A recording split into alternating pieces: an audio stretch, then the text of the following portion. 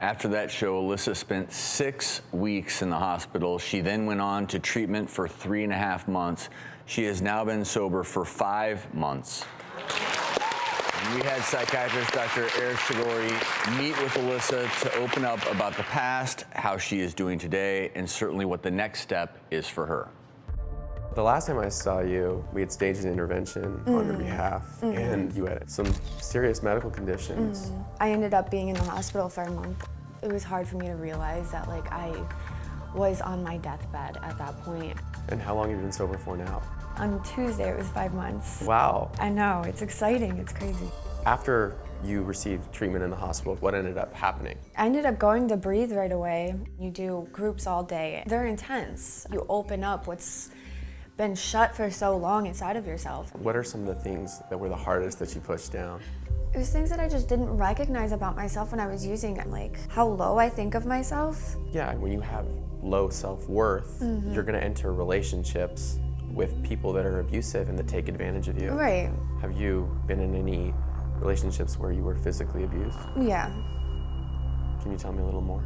Just getting hit a lot. It just got to the point to where I just looked down. I looked down and I kept my mouth shut. I see that you're shaking right now.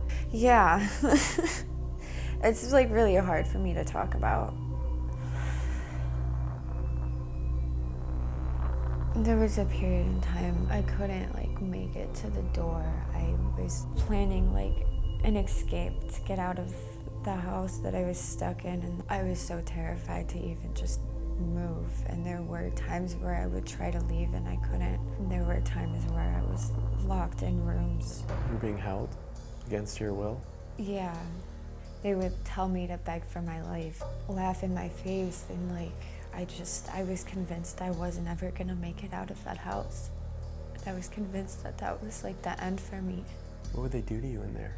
I couldn't go to the bathroom by myself without the door being open. I couldn't take a shower alone.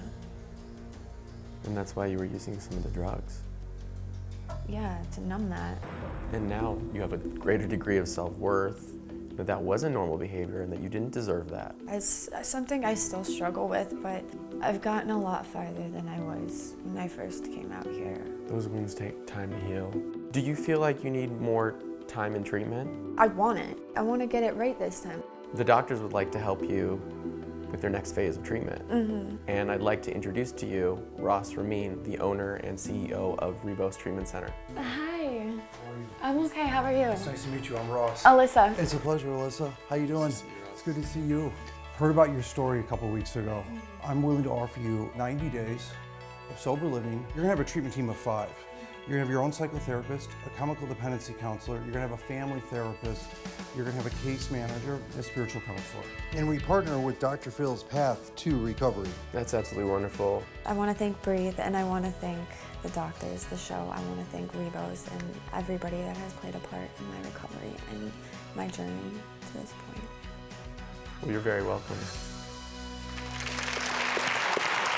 Clearly, Alyssa is on the right path to recovery, and I also love highlighting her story to caution anyone out there who wants to judge someone who's become addicted to drugs, because you don't always know the story. You don't know what they're battling with, and certainly we wish her nothing but the best going forward.